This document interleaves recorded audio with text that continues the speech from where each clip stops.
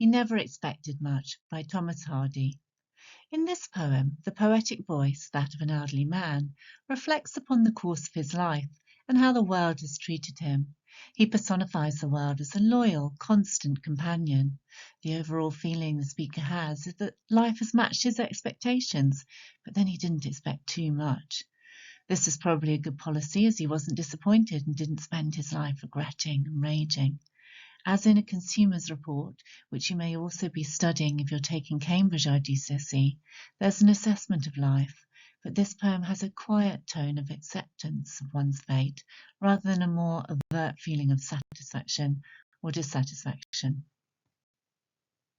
Although the title uses the third person pronoun he, which creates a sense of distance or objectivity, the subtitle or alternative title, which was printed on some versions of the poem, was A Reflection or a Consideration on My 86th Birthday, which obviously makes it seem much more personal. Hardy died at 87, so this is a poem that has the perspective of a person at the end of a long life. I'll read the poem, but you can skip over this bit if you've read it recently. Well, world, you have kept faith with me, kept faith with me. Upon the whole, you've proved to be much as you said you were.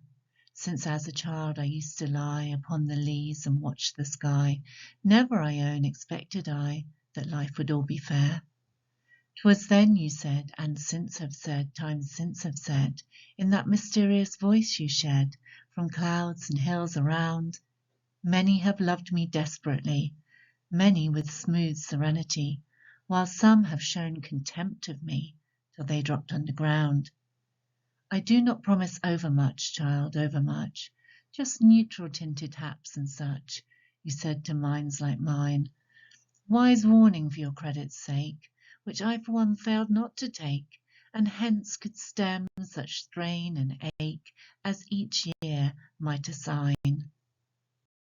I'll give you some background on the poet, as this information might help you think more deeply about the poem.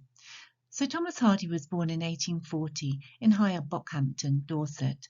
Shortly after he was delivered, the doctor considered him unresponsive and his little body was discarded. If it hadn't been for the nurse who noticed signs of life and alerted the doctor, his existence would have been very short indeed. In his autobiography, he noted that he was one of the few people whose life began and ended with death.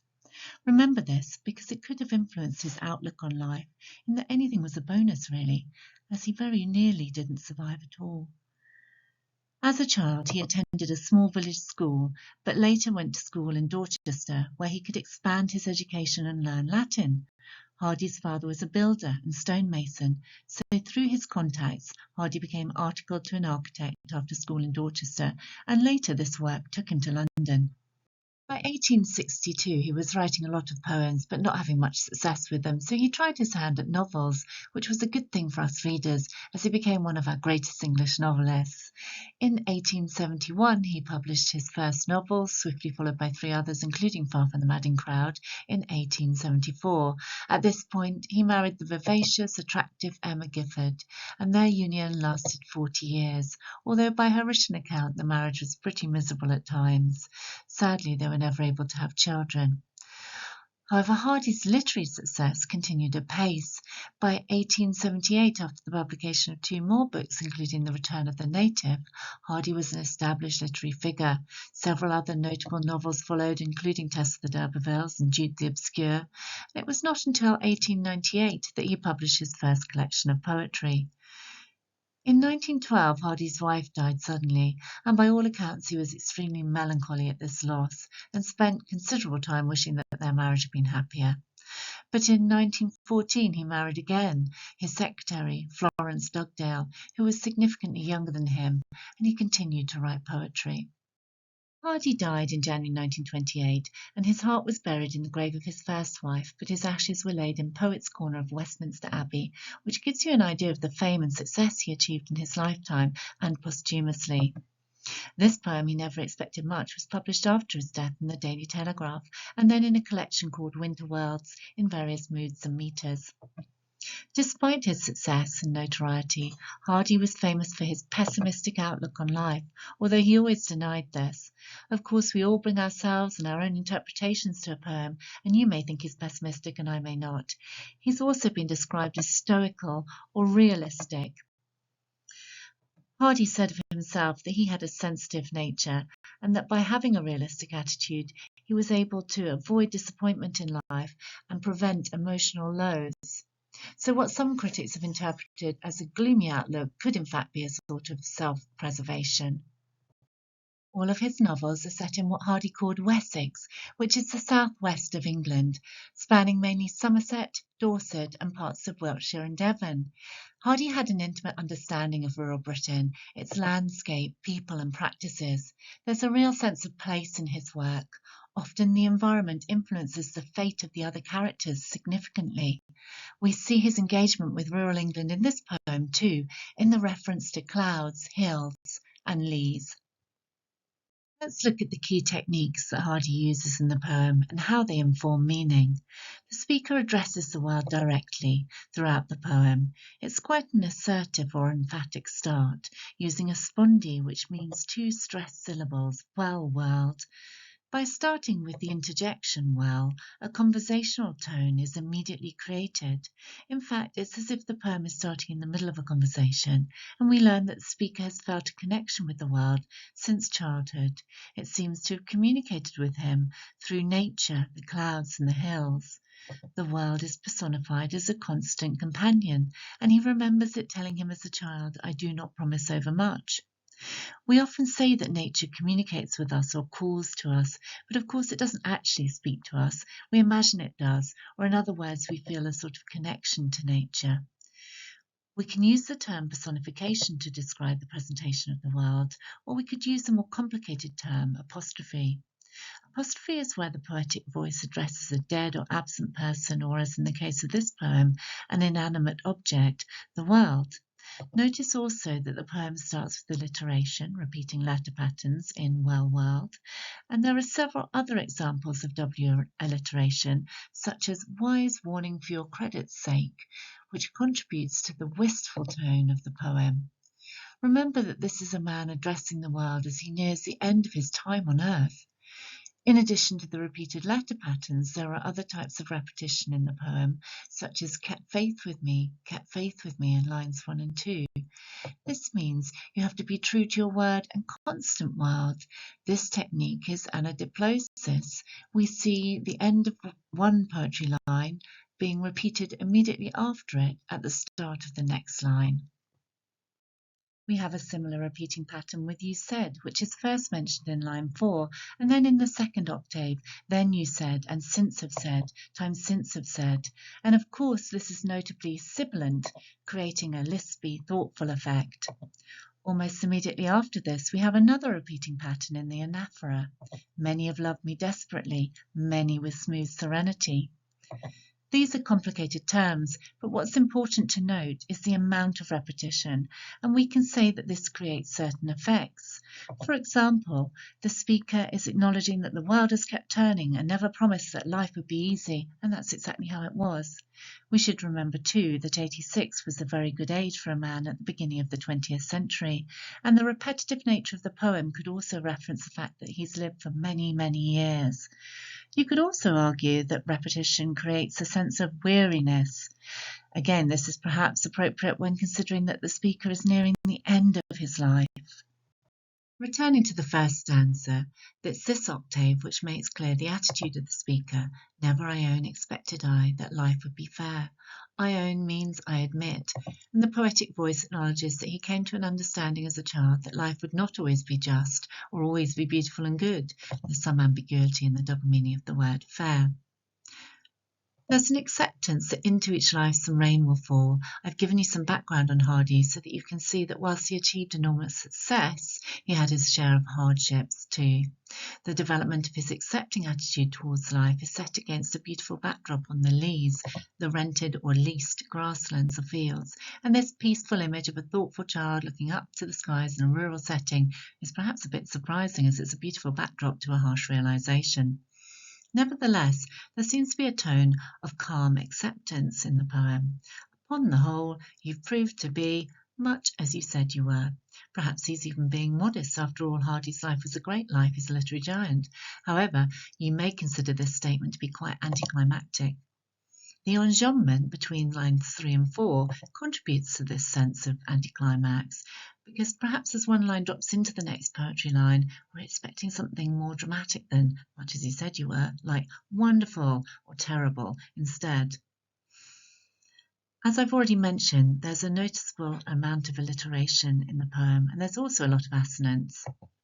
Note the assonance in the first two lines, for example, and this combined with the rhyme scheme A, B, C, C, D creates a musical effect in the poem. At times it seems like a ballad or hymn, and we know from Hardy's novels that he was very familiar with West Country ballads and folk songs and included many of them in his stories. In the second stanza, Hardy addresses nature, the world again. Nature seems to have taken on a sort of spirituality, and this stanza really conveys its power. It communicates with him somehow in a mysterious voice from the clouds and the hills. This part of the poem is very sibilant, as if to create the effect of nature whispering to him. There's certainly a sense of the speaker being in tune with nature here. Nowadays, it can be difficult to sense the power of nature when we're always talking about climate change and pollution, how we've diminished our environment. But we should remember that Hardy was writing at a time when hay was often cut by hand, summer holidays were established so that children could help in the fields, and horses still pulled ploughs. People were a lot closer to nature on a daily basis. Even though this poem was written during a period of rapid change in Britain, industrialisation, man's influence on the environment was completely different in the early 1900s compared to today. In fact, in one of his most famous novels, The Return of the Native, Hardy describes the natural environment, the moorland, as a face upon which time makes but little impression, i.e. the wilderness or landscape remains barely changed for generations, and this gives it the same sense of constancy and power that we detect in He Never Expected Much. In lines 13 and 14, we've already noticed the use of anaphora, the repetition of many. We learn that people often cling to life or the world in a desperate manner, but many are more measured and live their lives with smooth serenity, a lovely sibilant way of saying calmness or peace. On the other hand, some folk have felt contempt for the world and behaved badly towards it. I'm sure you can think of many ways that humans abuse the planet, until they have been reclaimed by the earth in death, dropped underground, which is a euphemism for being dead and buried. Hardy felt acutely aware of individual human life as unimportant in the grand scheme of things, as after all we're just a little dot on a great big planet, although our lives are obviously absolutely crucial to us as individuals. We have different agendas, hopes, dreams, and that's perhaps why some of us rage against our fate or show contempt towards the world and what it has in store for us. But we see in the final stanza of the poem that that was not Hardy's approach to life. In the third stanza, the poetic voice reports that the world only promised him neutral-tinted haps and such. Haps are happenings, and if something is neutral-tinted, it's beige or bland. So we see that the earth cannot promise sparkling greatness for us, and chance may allot us a life that's not very exciting. I do not promise overmuch, child, overmuch. Note the repetition here, too, this time epistrophe. This creates a gentle echoing effect, as if to illustrate this memory of childhood echoing through the years. But by choosing a beige or realistic approach to life, the speaker has found moderation and acceptance rather than something more extreme, like desperate love or utter hate. Note that it's often the characters in Hardy's novels who have very strong emotions who meet a tragic end. The gentle humming alliteration and the assonance in Minds Like Mine gives this line a contemplative tone as the speaker reflects upon his stoicism. Ultimately, time, or each year, as mentioned in the final line, will allocate or assign a fate to a person. Note the personification here. There's a sense that our lives are predestined, and there's nothing people can do about that. The best method of coping is to be accepting. I think he's got a good point about life. Obviously, we cannot control where or to whom we're born, and things do happen in life that are beyond our control. All we can do is make the best of it. There are many words you could use to describe the tone of the poem depending on your interpretation of it. Sombre, sober, gloomy, stoical are just some of them. The tone is quite wistful, with moments of negativity, or maybe realism, depending upon your attitude. Rather than saying, I took your advice, world, in the final stanza, the poet uses the doubly negative, which I, for one, failed not to take. I'll briefly look at structure. Each of the 3 stanzas is neatly set out in an octave. This helps the poem seem very measured, thoughtful and contained. It's not completely regular in terms of rhythm, as we saw with the opening spondee, Well World, but it's mainly in iambic metrical feet. An iamb is 2 beats, an unstressed syllable followed by a stressed syllable, dum. So, for example, some lines have 6 beats or 3 groups of iambs, and therefore they are iambic trimeter. Some have 8 beats, which means we call them iambic tetrameter, for example, which I, for one, failed not to take. But the key is that it's a rhythmical, musical poem. I love the lyrical nature of this poem, and I think it works really well with the subject matter. It's quite gentle, and it's also appropriate for what's something of a swan song. A swan song is a metaphorical term for a final effort or performance just before death, and that is exactly what this poem was. So He Never Expected Much could be interpreted as a gloomy, fatalistic poem. But what strikes me most about it is that the poetic voice seems to give credit to the world for guidance and direction. The landscape or nature clearly made an impression upon the speaker, and through the personification of the world, we get a sense that it's alive and powerful, and that us little humans ought to try and accept our fate and deal with what life throws at us, as all lives will inevitably contain a mixture of pleasure and pain. Nowadays, we expect a lot out of life. In fact, we want to live our best lives because we're worth it, and we often crave a lot of attention. But in this poem, we see quite the opposite attitude promoted. He Never Expected Much is a poem of measured and modest reflection, with an acknowledgement that often we are unable to control our own destiny.